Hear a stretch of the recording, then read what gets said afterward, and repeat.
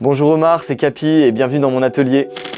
Quand j'ai fini le collège, j'étais à Lyon et je savais pas du tout quoi faire et je passais mes journées à dessiner en fait en cours. À partir du moment où mes camarades, on va dire, ont commencé à me dire que je dessinais super bien et tout, je me suis orienté vers un lycée d'art appliqué, sauf que le dessin et l'art appliqué ça n'a pas vraiment de lien en fait finalement, mais je ne le savais pas à l'époque, je pensais que c'était de l'art plastique. Et par contre pendant mon cursus, pour un projet d'art en fait sur le street art, je suis allé acheter ma première bombe et à partir de là c'est devenu régalade en fait, j'ai pas pu m'arrêter de peindre.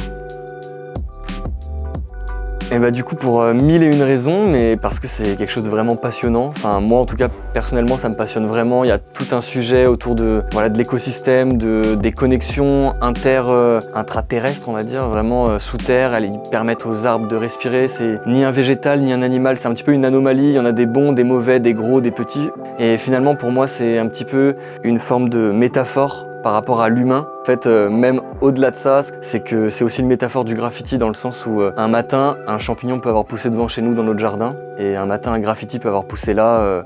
Voilà, c'est un petit peu un invité surprise et pour moi, le graffiti, c'était ça, donc j'ai voulu faire cette métaphore.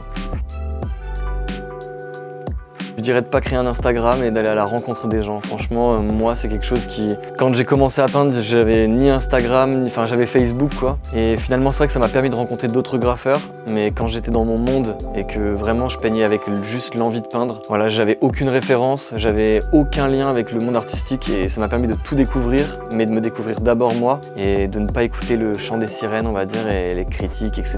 Et si je m'étais arrêté à chaque fois que j'avais une critique, je pense que je me serais arrêté le premier jour où j'ai commencé à peindre. Donc, une exposition incroyable, des rencontres avec d'autres artistes que j'admire aussi, que j'apprécie en tant qu'être humain comme en tant qu'artiste. Et bien sûr, plein de bons moments, de la création, de l'inspiration. Et merci à vous de permettre ça aux artistes justement.